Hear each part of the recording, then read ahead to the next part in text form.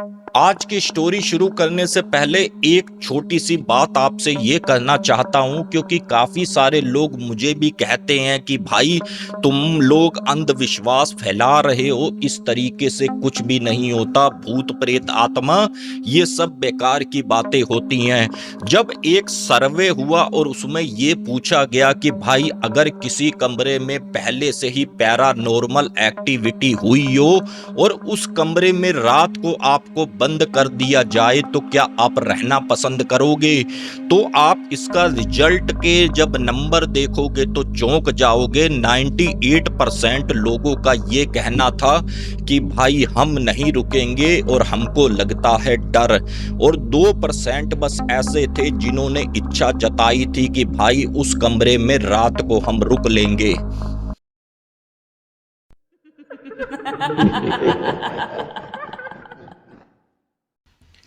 आप सबको मेरी नमस्ते। मेरा नाम है अजय। मैं इस चैनल में आपको कहानियां सुनाता हूं, कभी तीसरी शक्ति के प्रकोप के बारे में बताता हूं तो कभी देव के चमत्कार किस्से सुनाता हूं। अगर आपके पास भी इस तरीके का कोई भी आर्टिकल है जिसको आप बताने सुनाने में शर्म करते हो तो प्लीज़ हमको लिख भेजें। डिस्क्रिप्शन खोलें, फेसबुक, जीमेल, इंस्टा, कहीं भी आप हमको सेंड कर दें, क्योंकि यहाँ से आपका कोई भी आर्टिकल होता है तो मैं सच मान कर सुनाता हूं। और आज का आर्टिकल हमारे पास आया है, उत्तराखंड का एक शहर पड़ता है रुद्रपुर। रुद्रपुर का रहने वाला राजू, जो काफी ज्यादा गरीब परिवार से था, लेकिन जब से इसके पिता इसका साथ छोड़कर गए तो समझ लो परिवार का भरण पोषण भी करना बड़ा मुश्किल हो गया।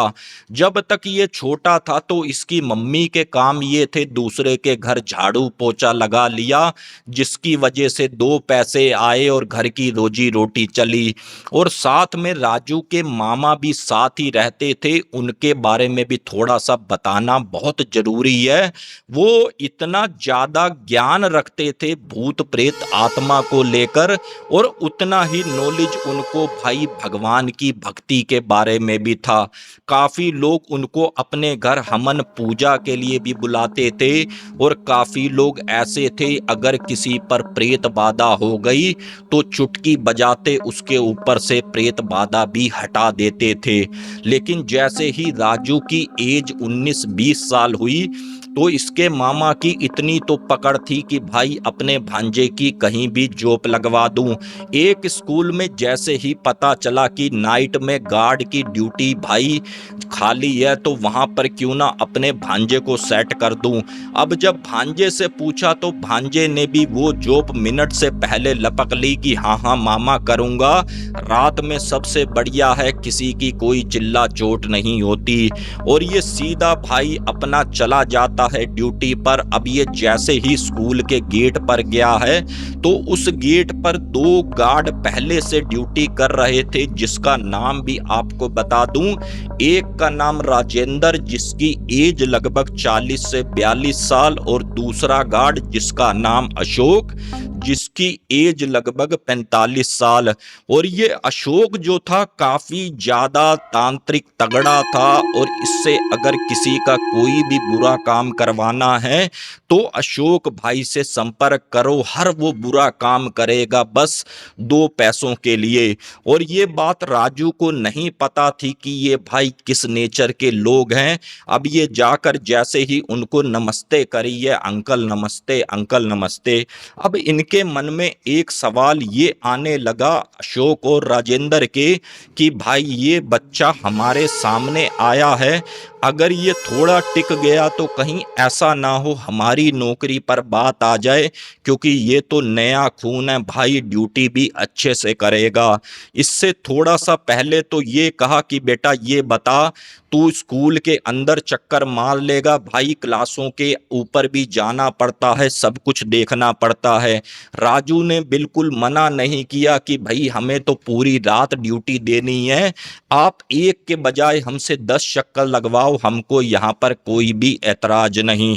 अब इनका थोड़ा सा मनोबल और डाउन हुआ कि ये तो बच्चा ज़्यादा ही हमारी सोच से एक्टिव है, चलो कोई बात नहीं, देखते हैं कितने दिन ये ड्यूटी यहाँ पर कर लेगा। अब जैसे ही 12 साढ़े 12 बजे हैं तो राजू को ये बोला कि ठीक है बेटा, तुम ऐसा करो, इधर से घूमते हुए जाओ और चौथे माले तक तुमको जाना है और ये देखना है किसी भी क्लास की लाइट ना खुली हो, पंखा ना चल रहा हो। अगर खुला लाइट पंखा मिले तो बेटा जाकर बंद कर देना। ये एक बार तो चला गया, लेकिन फिर जैसे ही 2 घंटे बीते हैं, 3 सवा 3 बजे, तो राजू को हल्की हल्की यहाँ पर नींद आने लगी और ये काफी गुस्से से राजेंद्र बोलता है कि यहाँ पर सो क्यों रहा है, जा भाई दोबारा चक्कर मार के आ। अब राजू उस समय तो चलो चक्कर मार कर आ गया, लेकिन अब इसको इस बात का गुस्सा ये आए कि भाई ड्यूटी तो मेरी भी गार्ड की है, इनके बराबर की ड्यूटी है और ये तो अपना नींद निकाल रहे हैं और बार बार मुझको भेज रहे हैं। अब होता क्या है, जैसे ही चक्कर मार के आता है तो यहाँ पर भाई फिर राजू ये कहता है कि अशोक अंकल ये तो गलत बात है, आप बार बार मुझको चक्कर के लिए भेज रहे हो और आप दोनों यहीं के यहीं बैठे हो। तो इस पर राजेंद्र ये बोला कि बेटा अगर ज्यादा बोलेगा ना, तेरी कंप्लेन प्रिंसिपल से कर दूंगा और मैनेजमेंट से कर दूंगा।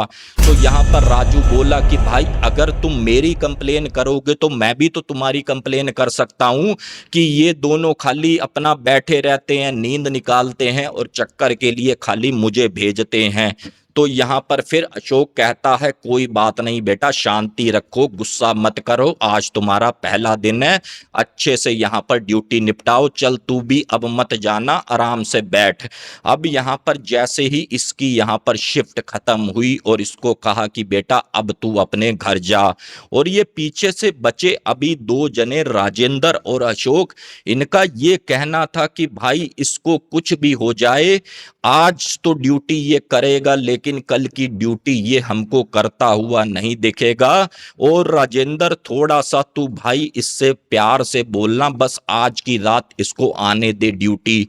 अब जैसे ही शाम होती है तो राजू फिर से अपनी ड्यूटी पर आता है और बड़ा इससे प्यार से बोला जा रहा है कि बेटा राजू ये बताओ तुम्हारे परिवार में कौन है। तो राजू ने कहा कि मेरी 2 छोटे बहन भाई हैं, मम्मी है और साथ में मेरे एक मामा हैं। और यहाँ पर राजू ने थोड़ी सी एक गलती ये कर दी, अगर अपने मामा के बारे में बता देता तो शायद ये आर्टिकल ही यहाँ तक नहीं आता और ना ही राजू को भेजना पड़ता। अब होता क्या है, ये बस इंतजार इस बात का कर रहे थे कि रात का 1:45 का समय हो और जो हम बिल्कुल टॉप की क्लास में, जो इंटर की क्लास है उसमें जो सामान रख कर आए हैं, बस राजू एक बार उसको जाकर देख ले और उसको छू दे। अब जैसे ही समय हुआ है लगभग 12 सवा 12 का, तो यहाँ पर राजू से फिर कहा कि बेटा ऐसा है, जरा एक चक्कर मार कर आओ और हम यहाँ पर गेट पर बैठे हैं। अब राजू भाई गए हैं सीधा अपना, दाएं घूमे बाएं घूमे, नीचे की क्लासें देखी, सब कुछ लाइट पंखा बंद है और पूरा उसने विजिट किया और सीधा आ गया। अब यहाँ पर राजेंद्र बोला बेटा मार लिया चक्कर, हाँ जी भैया मार लिया, चल बेटा बैठ जा। अब यहाँ पर अशोक को अंदर अजीब सी सुखबुगाहट होने लगी। अशोक ने बड़ा प्यार से पूछा कि राजू तू बेटा ऊपर गया था टॉप क्लास में, जो 12वीं के बच्चों की क्लास है? हाँ मैं गया था। और यहाँ पर राजू ने भी हल्का सा झूठ बोल दिया, राजू उस क्लास तक पहुंचा ही नहीं था जहां पर ये सामान तैयार कर कर अशोक ने रखा था। तो यहाँ पर अशोक अपने मन मन में सोचे और हल्का सा आंखों से इशारा करे राजेंद्र से और ये बोले कि यार ऐसा हो नहीं सकता कि मेरा टोना टोटका किया हुआ विफल हो जाए और इसको कुछ ना हो। ये लगता है कि भाई वहां तक गया ही नहीं है। तो यहाँ पर अशोक फिर बोला कि देखो राजू तुम बेटा वहां तक गए नहीं हो और तुम बोल रहे हो हमसे झूठ।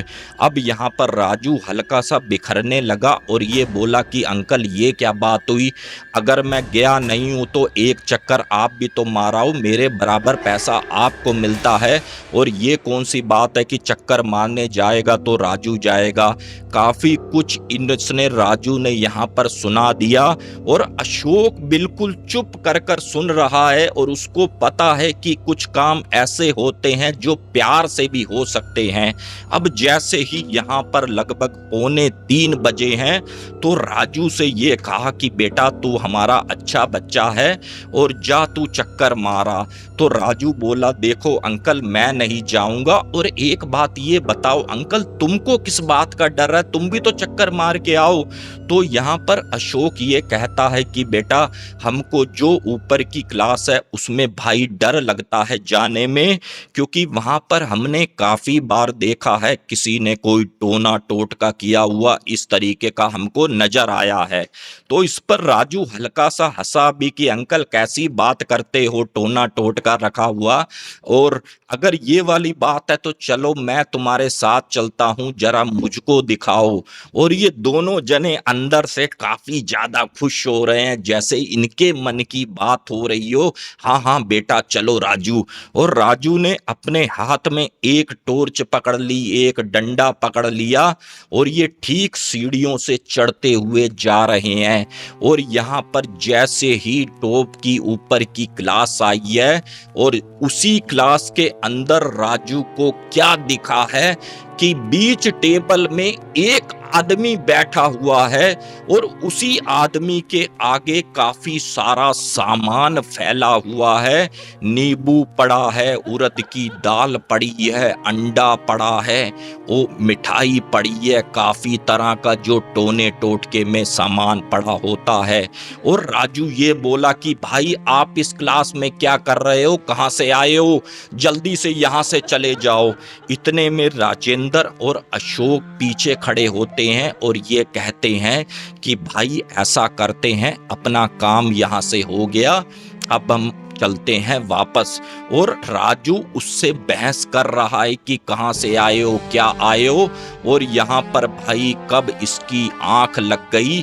अब जैसे ही सुबह के लगभग 6-6:15 बजे का समय हुआ है और इधर जैसे ही सफाई वालों का आगमन हुआ और सफाई करती करती एक लेडीज आई और उसने ये कहा राजू से कि बेटा यहाँ पर कैसे सो रहे हो, तुम्हारी तो ड्यूटी गेट पर है, अगर चलो तुम्हें नींद आ भी गई थी बेटा गेट पर सोना चाहिए, ये क्लास के अंदर ठीक नहीं रहता।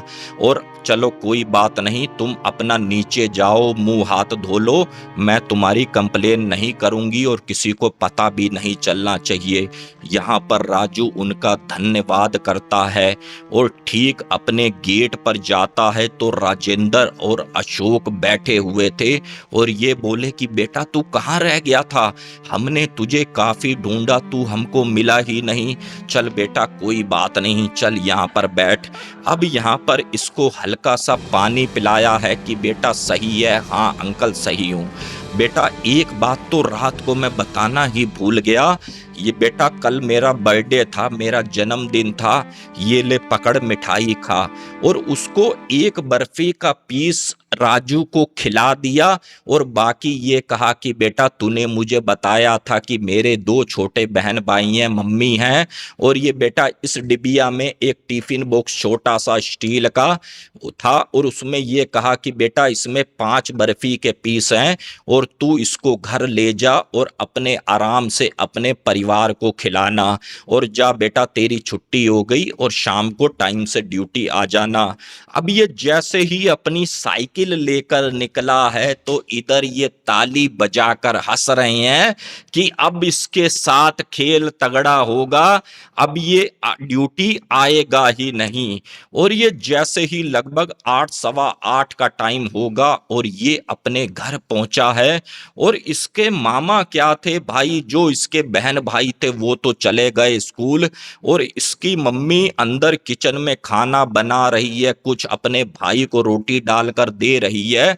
और जैसे ही इसके मामा का निवाला इस तरीके से मुंह में जाने लगा और राजू जैसे ही गेट पर आया है तो इसके मामा को आभास हो गया कि कुछ ना कुछ गड़बड़ मेरे भांजे के साथ हो गई, और ठीक यही बोला कि भाई राजू गेट पर ही रुक जा, अंदर आने की जरूरत नहीं है, और बहन तू किचन में है, किचन में ही रहना, तू यहाँ पर मत आ।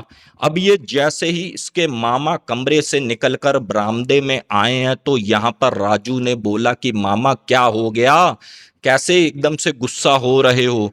तो यहाँ पर इसके मामा का ये कहना था कि एक बात ये बता, तू क्या साथ लेकर आया है अपने। तो इसने ये कहा कि मामा वो जो हमारे गार्ड अंकल हैं उन्होंने ये कहा है कि ये मिठाई अपने बहन भाइयों को खिला देना और अपनी मम्मी को खिला देना। अब यहाँ पर इसके मामा ने ये कहा कि बेटा तूने देखी थी डिब्बे में मिठाई। हाँ मामा, मेरे सामने ही डिब्बी खोल कर उन्होंने दिखाई है, 5 पीस हैं सफेद कलर के बर्फी के। अब यहाँ पर इसके मामा बोले जरा एक बार खोल कर दिखा। अब जैसे ही डिब्बी खुली है तो क्या देखता है कि जो रात को इसने देखा था टोना टोटका, अंडा, उड़द की दाल, कुछ एक तरह की मिठाइयां, लौंग, इलायची, सब का सब उस डिब्बी में। जैसे ही डिब्बी उसने देखी है ऐसे कर कर इससे गिरी और जो भी टोने टोटके का सामान था सब का सब इसके घर के अंदर फैल गया। और ये फिर 2 कदम जैसे ही आगे को बढ़ा है और एकदम से राजू का पता नहीं क्या हुआ, अजीब सी हंसी हंसने लगा और ये बोला अब तो मैं आ गई हूँ इसके साथ, अब देखती हूँ कि मुझे कौन निकालेगा। अब जब इतना कहा है तो इसके मामा ने भाई इसके ऐसे करके हाथ पकड़े और एक बात ये कही कि भाई अगर तू आ गई है अपनी मर्जी से तो तू मुझे अच्छे से जानती है, समझती है कि मैं कौन हूं और तू पलटेगी या तेरी मुक्ति करवाऊं, बता, तेरे हाथ में फैसला है। अगर तुझे पलटना है तू पलट जा, जिसने मेरे भांजे पर भेजा है, और तुझे उस पर जाना है, नहीं तो बता तेरा मैं हश्र क्या करूं। इतना कहा है और इसका भांजा एकदम से जमीन पर गिरा और यहाँ पर बेहोश। और जैसे इसको पानी वानी छींटे मारी हैं तो इसका भांजा होश में आया और यहाँ पर इसकी बहन ने पूछा कि भाई क्या हो गया भैया। तो इसने फिर पूरी बात बताई इसके मामा ने कि ऐसे ऐसे किसी ने करवाया है। और फिर इस राजू से पूछा कि एक बात ये बता कि बेटा उस बंदे का नाम बता जिसने तेरे ऊपर ये सब क्रिया करी है। तो इसने बताया कि मामा उसका नाम है अशोक। तो उसने फिर उसके मामा ने ये कहा कि तूने मेरे बारे में कुछ नहीं बताया। राजू बोला कि मामा मैं बताने को था आपके बारे में नाम आपका, लेकिन मैंने ये कह दिया फिर कभी आपके बारे में बताऊंगा। तो यहाँ पर उसके मामा बोले कि बेटा अशोक को तो मैं काफी जानता हूँ, कितनों के घर उसने उजाड़े हैं टोने टोटके कर कर, लेकिन आज जो ये पलटा है प्रेत उसका विनाश निश्चिंत होगा। और यहाँ पर होता क्या है, जैसे ही घंटे 2 घंटे के बाद खबर आती है कि अशोक अपने घर जा रहा था राजेंद्र के साथ, और जैसे ही राजेंद्र ने इसके दरवाजे के आगे छोड़ा है तो एक बाइक वाला निकला है काफी तेज, और जैसे ही अशोक की टक्कर हुई है तो अशोक भाई 2-3 कलाबाजी खाता हुआ गिरा है और उसको जैसे ही हॉस्पिटल में एडमिट करवाया गया पता चला कि अशोक जी ने ये दुनिया ही छोड़कर चले गए। तो फ्रेंड्स ये छोटा सा आर्टिकल मुझे जैसा उन्होंने भेजा वैसा मैंने आपको सुना दिया। इसमें मैंने किसी तरह का नमक मसाला नहीं लगाया कि वहाँ पर ये हुआ, टेबलें हिली, ऐसा हुआ वैसा हुआ। जैसा उन्होंने मुझे बताया वैसा मैंने आपको सुनाया।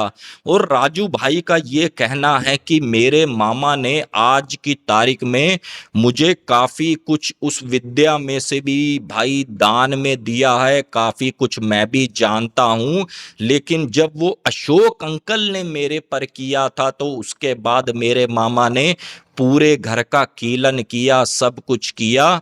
और जो हमारे मामा की पकड़ है वो भाई थोड़ा अलग ही लेवल की है। काफ़ी सारे तांत्रिक तो पैसों की मांग करते हैं, लेकिन हमारे मामा एक चवन्नी भी नहीं लेते। अगर कोई सामान लाना है उसी पूजा का तो सीधा कहते हैं कि ये सामान आप ले आओ और यहाँ से मैं क्रिया कर दूंगा। और ये फ्रेंड्स छोटा सा आर्टिकल अगर आपको पसंद आया आया है तो प्लीज़ चैनल को सब्सक्राइब करें, प्यारा सा कमेंट करें कि ये स्टोरी आप कहाँ से देख रहे हैं। बाकी मिलते हैं फिर किसी और न्यू हॉरर स्टोरी में। जय हिंद, जय भारत।